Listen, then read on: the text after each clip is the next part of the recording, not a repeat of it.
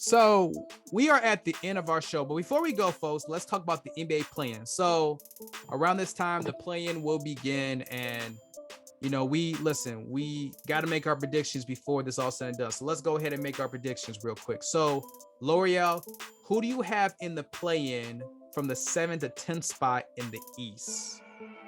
In the East, I got, and this is no order, it's just 4 teams. I got Washington, Charlotte, Indiana, and Boston. Okay. All right. Okay. So, who do you have going to the playoffs between those 4 teams? Between those 4 teams, I have Charlotte and Washington. Okay. All right. Charlotte. Okay. All right. Okay. All right.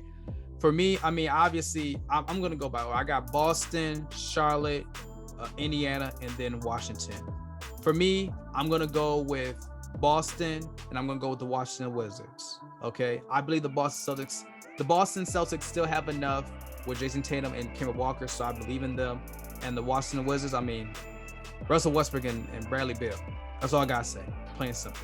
All right, so let's go with the West right now. With the West play-in, who you have over there? I have the Lakers, Golden State, Memphis, and Dallas. Memphis and Dallas? Dallas? Yes. Really? Dallas is the 5th seed right now. No, a 5th or 6th seed. They're 6, but just looking deep into the Western Conference and just thinking that Golden State, Memphis already have the play-in berth already clinched, and then looking at the other teams, I was just thinking about the schedule moving forward and just seeing how the teams will fall down. So you don't think the Spurs are going to be in the play-in? No, I don't. They're a 10th seed right now. How? Wait, hold on. Wait, how is that going to be possible when Portland is 5th, Dallas is 6th, Lakers is 7. You got the Golden State Warriors who are 8th, Memphis is 9, and the Spurs are 10. So how you okay, let's just start that over. I'm gonna go with the Lakers, Golden State, Memphis, and Spurs. Yeah. It's just like when I was looking at it, like that threw me off because they were already clinched. So, and I don't get why San Antonio isn't clinched if they're going to stay in the 10th spot. Because it has to be because the Pelicans and the Kings are still fighting technically. Okay, that's the reason. I thought they was going to be close to being eliminated. Yeah, they should be at this point. I was like, I'm looking like, I was like, huh? Okay, say that again. All right. So I have the Lakers, Golden State, Memphis, and the Spurs. All right. That sounds much better now. Okay. Who do you have out of those two out of those 4 teams? Who do you have going to the playoffs? The Lakers and Golden State. Okay, the Lakers and Golden State. Okay, I got the Lakers, Golden State, Memphis, and the Spurs. I have the Lakers and the Warriors coming out, and we'll talk more about this next week. Depending on how that goes, but we'll see what happens. But good afternoon, everybody. Welcome to the Bounce Podcast, episode 21. You know who this is. This is Jabari Anderson with the co-host Loreal. We got a special guest in the building once again. NBA content creator, NBA production assistant, Isaiah Bermudez. What's up, brother? Welcome to the show. Thank you, man. I love being here, man. Thank you so much. Yes, as always, brother. As always, you already know the deal is, man. Welcome to the show once again. So last time we were here, your Knicks was like what, a 7th, 8th seed. They were in the play-in. Now they are a 4th seed, bro. I mean, what are your Knicks doing so well right now, bro? They've been on the road 12 out of the last 14 games. Come on, tell me about your Knicks, bro. Listen, man, we're just defending at an all-time level. The last time we defended this well, people will say 2013, but I want to push it all the way back to the 90s. And what was the great thing about that was Coach Tibbs was an assistant coach in the 90s as well. He was one of the he's on a team where they defended so well at a high level with with these different coaches, and I think he just brought that tenacity again once he wanted to come back to the Knicks and brought a lot of these players just play for him.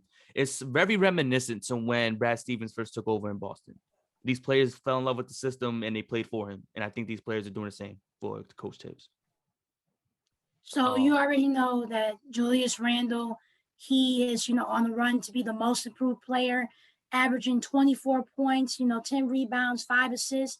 So there have been some reports lately that he might be on the run to sign a max contract with the Knicks. Do you believe that Julius Randle is a max contract type of player? I believe he's shown us that he is he's a max contract kind of player this season. He's doing everything the Knicks needed him to do. He's scoring at the high pace. He's getting the rebounds. He's getting the assists. He's showing that he's the player that could take him to the promised land and could score these buckets when they need him the most.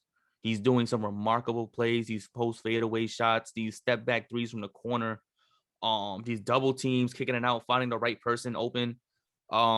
He's playing at a level that we didn't think he could get to anymore. Entering this level of a season. No one saw him as Randle doing this kind of level of production. And I'm glad that he took it upon himself to just get extremely better, not just improve. He got to a level where no one thought a player could get to after being in the league for so long. He's doing remarkable things. And if I was, voting an MVP, I would say he's third. Third in MVP. Yep. Wow. Trace. Wait, so listen, I respect you about Julius Randle. I mean, no one didn't expect him. I mean, comparing to how he was when he was with the Lakers, when he got drafted at and with the Pelicans. I mean, if you feel like that he is third, what are your chances of him being in the conversation for most improved player of the year? I don't think there's a player in the league that has shown most improved player of the year stats, like even like standings above him. I think he's clear cut most improved. You can mention names. You can mention like players like De'Aaron Fox, who's averaging 25 right now in the league, and he's not even looked upon as a all NBA point guard, which is like blasphemous to me. But he's playing at an all-time level. You got different players who have shown that they improve mightily. It's just that Julius Randle's playing at another level. His production is bringing the Knicks to a top 4 team in the East and one of the best records in the NBA. I think they're 9th. I could be mistaken, but I think they have the 9th best record in the NBA currently. And his level of production is one of the main reasons, if not the reason, the Knicks are where they're at. So I think he's most improved for sure. I still say third in MVP. People argue, what about Joel? What about LeBron? What about Doncic, all these different players, and I just look at them. They hurt, bro. Don't forget the Joker. Don't forget Jokic. Jokic is one. Jokic is number one, and CP3. CP3, he would have been my number one, but what Jokic did to us, what he did to us is that's it. Burned in my brain. It's just like he gave us 24 in a quarter, not in the game. We're not talking about a half. We're talking about a quarter. And it just hurts. But CP3, in a world where we look at impact, CP3 is the MVP because of what he brought the Suns to. Top record in the NBA, one of the top records in the NBA. But the league is focused on stats. We like to look at numbers and say this is what they're doing. Chris Paul is averaging 16 and 8, I believe, maybe 9 assists, but his impact on the team is well beyond numbers. And if it was if I had a vote in the media vote for the MVP, he would be number one. But since we're looking at numbers, you're going to say Jokic because he's averaging 24, again, 12 boards. I think above 6 assists, maybe 6. I'm not too sure. I haven't looked at Jokic numbers recently, but Jokic is going to be the clear-cut MVP. But CP3 should deserve his first this year for what he's done to the Suns. Well, then you need to vote then. Pretty much. Right? You need to vote. I'm going to talk to who I need to talk to get there. Go ahead, Loreal. Give him that vote. But just looking at the Knicks right now in the 4th spot, how comfortable do you feel about the Knicks getting really far in the playoffs? Because there could be lots of scenarios. Obviously, Atlanta's at number 5, so they can go against them. But there might be potential, scenarios where they could go against Boston Celtics, maybe the Miami Heat. I think the East is more wide open than what people want to think because, people always think that, the East is trash and things like that. But you got Knicks number 4, Atlanta number 5. You got lots of teams that are higher up than what we expected. So how comfortable do you feel about the Knicks getting far in the playoffs? I'm comfortable with the Knicks getting far in the playoffs if we play Boston or Atlanta. I think those two teams are the teams the Knicks won face in the playoffs. They've shown us when we played against them their inconsistencies during their play. The Celtics beat us by the grain of their teeth with a remarkable 3-pointer by Marcus Smart deep a deep three, and essentially end the game, and but those two teams, we would like to play them in the first round for sure, going into against Philly if we go to the second round. The nightmare scenario is playing against Miami. Miami is a scary team to face, in my opinion. Bam Adebayo, great player. Duncan Robinson, lights out shooter. Victor Oladipo, if he's healthy, he's giving you 20 and playing defense. Jimmy Butler, he's great. And if he shows us anything close to what he did in the finals against the Lakers, it's going to be a very scary scenario for anyone in the Eastern Conference.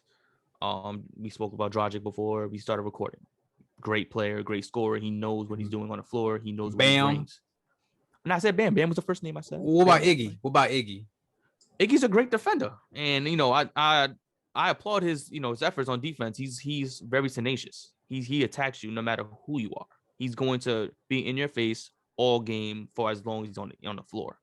Miami's a nightmare scenario for a lot of teams to face. They bring it on defense, especially when they need it. Eric Spoelstra does a great job of lighting a fire on the team and just making sure that it gets widespread amongst the whole roster, and kind of even forces players like Gabe Vincent to play great, and it's like Gabe Vincent to a lot of teams is an unknown player, but when you're playing against him, you know his name, he's going to give you points, he's going to give you effort. And that 4th to 5th seed is what people are chasing. They want that home court advantage, of course, but they also don't want to be in the play-in. Nobody wants to be in that 7th, 8th position, because one game, you could have an off game, take you out the playoffs. You could be the better team and you out the playoffs. You're not there no more. Or you'll play against a team like Washington maybe once they beat whoever they beat 9th and 10th. But you don't want to play Washington in a play-in, because Washington could show that they can explode at any moment too. You don't want to have an opportunity where Bradley Beal's giving you 50, 60 points, and then Russell giving you a triple-double to end your whole playoff dreams. It's not likely.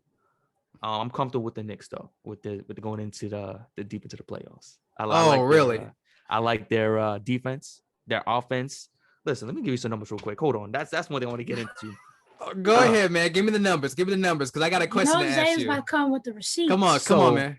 The Knicks are 11-4 in the month of April. They won 12 out of their last 14 games. In those 14 games, they are averaging 116 points, while holding their opponents to 107. And this is including the game they just played against the Nuggets. So they've shown that they could score at a high level the last couple games. And we always talk about everywhere you go, it's not about how you start the season, it's how you finish. They're finishing the season very well. And it wasn't like they won 14 games against some bummy teams. We beat Dallas. We beat Memphis. We beat, I'll say the Lakers, even though the Lakers, they're hobbled. They had injured players. Yeah. But we beat them at the time when they were second in defensive rating and still top 5 in offensive rating, with Dennis Schroeder playing as well he was with LeBron and AD being out. Yeah. We beat some pretty great teams. And I feel like this team is closing out really strong. We're seeing something, hopefully, that's for longevity and could build a future with this New York team.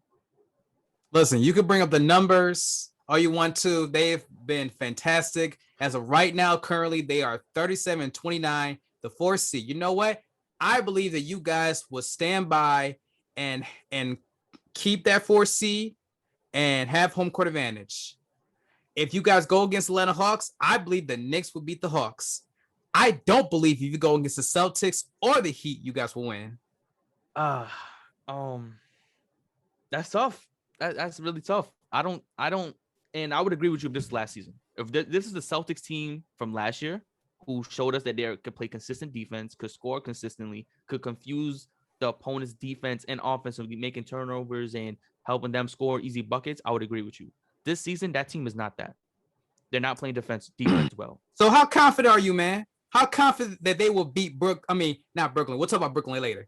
Well, how confident are you that they will beat the Boston Celtics? How confident are you? I'm extremely confident. I feel like they would win in Game 5. Okay. All right. So time out. You want to put something on the line? What's the wager? I got. Okay. Here's what happens. Here's what's gonna happen.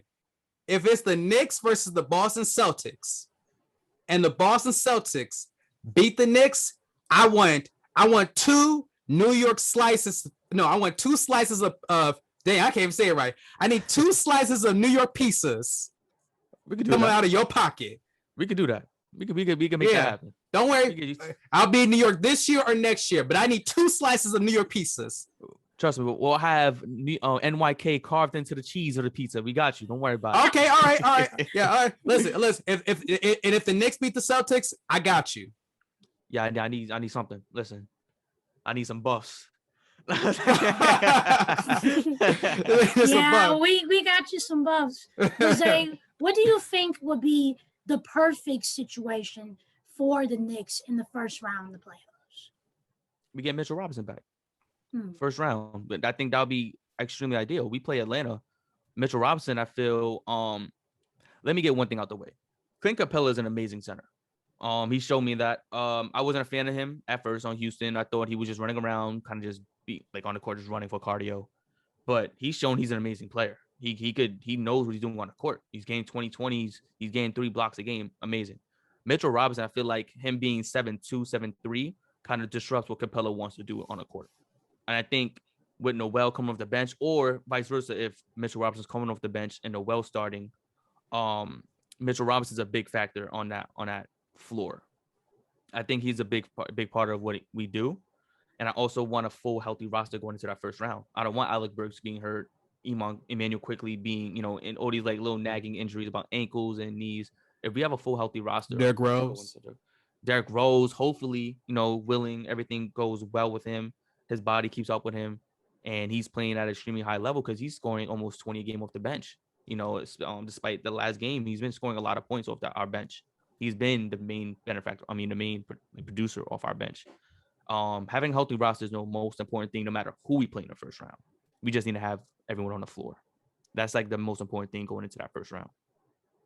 So let's talk about, Loreal's beloved Brooklyn Nets real quick. You know what I'm saying? So listen, while your Knicks are playing so fantastic, like it's heaven already, you got the Nets who's been on this funk. They've been on a losing streak, 4-game losing streak, losing to the Trailblazers, losing to the Bucks back-to-back times, and now losing to the Mavs. My mans, I know you guys feel like you're winning so far as a Knicks fan. What's going on with the Nets, bro? What do you think are the issues with the Brooklyn Nets? Very similar to what I just voiced about the Knicks. Health. We only seen Harden, Kyrie, and KD play on the floor 7 times, 7 games, and we can't even tell you who they played against. We don't know if it's over 500 teams, under 500 teams. They were on the court together 7 times in total. We know the talent is there. We know they could score, but we don't know if they could defend. We don't know if they could play a team in a series who has a game plan for them in a full series to just say, hey, we don't need defense. We'll score 150 a game. And that's kind of what the Nets built their team around. We don't have to defend. We'll score 170 a game, 150. Joe Harris will get 30. I'll get 30. KD, Kyrie. We're all going to get basically our points, and you try to stop us. And it's like a slap in the face to the league because this league has so much good defending teams. The Nets just feel like it seems like their roster's built off just buckets, and more buckets. And I think that's the main issue. They need somebody to defend. Yeah, like a Mike D'Antoni system, right? Oh man, listen. You got all of D'Antoni's guys there. You got Steve Nash in the realms. You got a Mario off the bench. Like it's like you got the Suns there. Their offense is not a problem. It's just that team, you got rid of your best defenders. You got rid of LeVert, who was a good defender. You got rid of Allen, who was a good defender. And I understand James Harden is a once in a lifetime talent. But when that once-in-a-lifetime talent is not bringing something on the other side of the ball, you're hindered. And you're looking at teams like the Bucks, Philly, even let's say freaking the Washington Wizards, who score a lot of points. Like these teams score, and you need to be able to defend in some capacity. At least have a defensive scheme and set. They're playing one-on-one basketball. When a game where today everyone is doing zones, trapping, making sure you pass it to the other defenders, like you can't just playing one-on-one defense against these elite scorers in the league. I believe there's over 20 to 30 players in the league averaging over 20 points a game. That's ridiculous. That's a high number of players averaging 20 points a game. Oh boy. And you're telling me that you can't get a defender that's going to guard somebody? The Nets is in a bulk of trouble. Yeah, for sure. Yeah. Go ahead, Loreal. So just thinking about we have these three guys, KD, Harden, and Kyrie Irving. But like you said, they only played 7 games. Defense is not there. Yet people still have them highly deemed to even be the champions, because when you have 3 superstars on your team, it's very hard to say no. So do you believe that the Nets are title contenders? 100%. Whoever says the Nets aren't title contenders are, rather they know something we don't know. I never said that. I never said that. I never said that. I just want to like that. I never said that the Nets were not title contenders. I don't know where that came from. All right. I never said that. But continue, Isaiah. The Slander on the Bounce podcast. I just want to make sure. I ain't never said that. I'm just letting me know. I'm like, where that came from? Go ahead. The Nets okay. They're definitely title contenders, and it's just about when we see them in the playoffs, what's gonna happen. And we're just waiting, because that's all we can do is wait to see what's gonna happen in these playoffs. Who do the Nets play first round? Do the Nets play the Wizards? Do the Nets play Miami? Do the Nets play Hornets? Pacers? I don't know if the Raptors are even close to getting a play-in spot. Don't worry about the Raptors. It's like what teams are they going to play against? And who are they playing in the first round? It's not going to be a cakewalk for the Nets because of what they lack on defense. The games might be 130 to 120 every game, and it might go that high in offense because of what the Nets could do offensively, but then what they lack defensively. DeAndre Jordan's not who he was, and he can't stay on the floor for too long. He's not that presence where we thought we once saw him on the Clippers. Like, yeah, he could be something in a rim as a rim protector on this team. And same thing with Blake. Blake is not a defender, so we just gotta wait and see what's gonna happen. Yeah, that's a true point. I mean, listen, look, when you look at Brooklyn, they lost 2 out of 3 times against the 76ers. Then they lost 2 out of 3 times against the Bucks. So if the Bucks at least get a tie on Brooklyn, then the Brooklyn Nets will be a 3rd seed. I mean, how big of an issue would that be when they don't have home court advantage in the semifinals or even in the conference finals? Well, of course you want to play in Brooklyn. I mean, of course they want to play at home. I don't know, because of the talent, the level of talent that they have, I don't know if it's going to hinder them playing on the road. But I think it's going to create more questions in a sense of what are we going to do? Like, what's exactly going to do on that defensive end? Because they go into the second semifinals, they're potentially playing the Bucks. What are you going to do with Drew Holiday, Chris Middleton giving you 20, 30 a game on top of Giannis getting his 30? If he gets 30, these are all like hypotheticals, but it creates so many questions with this team. And it's like they're title contenders, but are they, an automatic pick for that final spot? Because we don't know. We haven't seen them take a step higher, a level higher on defense. And I think that's the biggest thing, because a lot of the teams that win championships are defensive minded with great offensive talent. So we have to see what's going to happen. Yeah, you're right about that. But another thing I would want to bring up, listen, since your Knicks and your Nets, I mean, well, they're not your Nets, even though you're from Brooklyn. They don't have to worry about the play-in. At first we thought the Knicks had to worry about the play-in, but now they don't. But we have people like Luka Doncic and LeBron James that was out here whining and complaining about how the play-in is trash. There should not be a play-in. Do you agree that there shouldn't be a play-in, or the fact they should keep the play-in? Because there are also reports that they might keep the play-in after this season. I think the play-in was a great idea. I think it's making more teams more competitive. If there was no play-in, the Knicks wouldn't have to worry about anything, because now they're in the playoffs regardless, and teams are now being more lax. Less competition. You will see teams like the Wizards just giving up. That play-in from the 7th to 10th seed makes teams more on their toes. Okay, we still have a chance to make the playoffs. There's more opportunities. If that's what you want to create, competition and more opportunities. It's only going to increase the level of play that we see on a nightly basis as a fan, and also like teams that are on the cusp of making a playoff appearance. All right, okay, that's very interesting. And listen, last point I do want to make. I want to make it.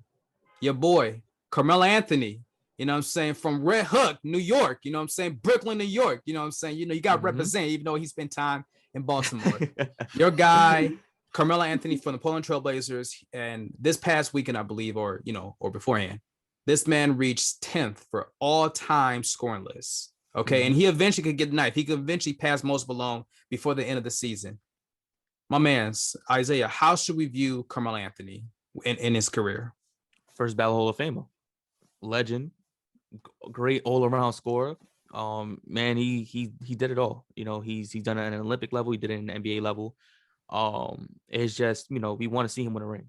We want Melo to win a ring. It's just that simple. His talent is unmatched in NBA history. It's like you look at all these great scores in NBA history, and then you look at Melo, just like this man could score the basket. He knows how to get a bucket no matter what. Like people look at James Harden like he's a bucket. He knows how to get one. Melo knows how to get a bucket no matter what team he's on, no matter who he's on a floor with. 6-man starter, 40 minutes, 10 minutes. He's getting a bucket no matter what. And we just have to look at his career and say he's a legend, man. And a lot of people don't like to give him that credit. People say he was a borderline superstar, excuse me. And but he's a superstar in my eyes, and his career has always said that. Yeah. Do you believe that Carmelo could be a Hall of Famer? First ballot. I think he's a Hall of Famer now. And I just now he's right. He's a Hall of Famer right now. Okay. Not right now. He was a Hall of Famer then. A Hall of Famer when they didn't let him back in. He's a Hall of Famer. You can't look at Melo's career and say, yeah, he's not a Hall of Famer. It doesn't make sense. And I wish he wasn't. They didn't take his 2 years away from him that he had in the league, because if he would have had those 2 years, he probably would have been past 9th. He probably would have been talking about 5th all time if we look at it. 5th. New York exaggerations. New York. He could have, potentially got higher on the list. And I don't know if he's retiring this year. I hope not. But hopefully he has more basketball in him to keep it going.